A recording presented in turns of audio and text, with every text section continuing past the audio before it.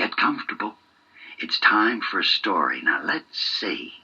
Now, I think I'll tell you a rather funny story about the emperor's new clothes. There once lived an emperor who was a very vain man, and who actually cared more about his clothes than he did about running his kingdom. He had huge closets full of the finest silks and satins, and spent most of his day changing from one royal outfit to another. Well, one day 2 weavers came to town who knew of the emperor's fondness for clothes and of his vanity. They announced that they made the finest garments in the world of a new and magical fabric. This fabric, they said, is woven from the finest thread so fine, in fact, that no one can see it who is a fool or unfit for the position they hold. Well, you can imagine how something that special would appeal to the emperor. "You must make me a suit of clothes," he demanded, "made from this magical fabric." And so he gave the 2 weavers the rather large sum of money they required, and they went to work at their looms. All day the sound of the busy looms made the emperor curious, but he was just a little concerned that he might not see this magic fabric right away. So he sent his chief assistant emperor to look and to report back. When the assistant walked into the room, the weavers immediately said to him, "Isn't it lovely? Isn't it exquisite? Won't His Highness be pleased?" Well, the poor assistant emperor looked at the loom and could see nothing. But he didn't want to appear a fool or unfit for his position, so he raved enthusiastically, "Yes, yes, yes, I shall go tell him how marvelous it is." And so he did.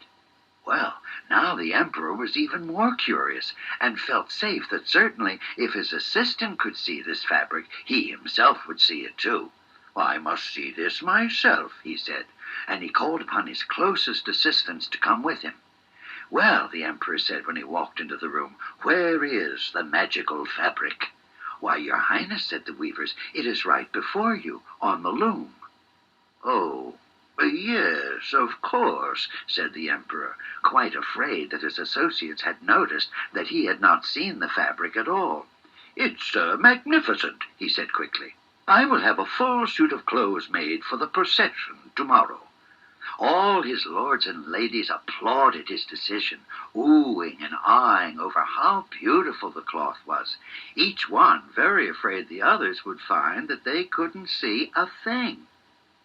Now, when the day of the procession came, the 2 weavers took the supposed royal clothing in to the emperor. "Here, your highness, the most spectacular garments in the world." "Why, yes," said the emperor, "I shall be proud to wear them and learn who in my kingdom is a fool and cannot see this fabulous suit of clothes." And he made a final and even larger payment to the weavers. Everyone in the kingdom had heard the story of the magic cloth, and no one wanted to be a fool.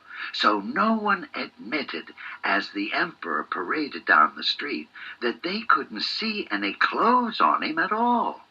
Instead, they all applauded and bowed and said how fine the emperor's clothes were that day, all except for one small boy who ran out into the street unafraid and said, "The emperor has no clothes." "He's right," someone said. "The emperor has no clothes." And soon everyone was saying out loud to each other that the emperor was naked. Well, when the emperor got back to his palace, he went looking for the weavers, but they were long gone. And from that day forward, the emperor stayed more involved with what went on in his kingdom than what went on in his closet. And as they say, clothes do not make the man or the woman.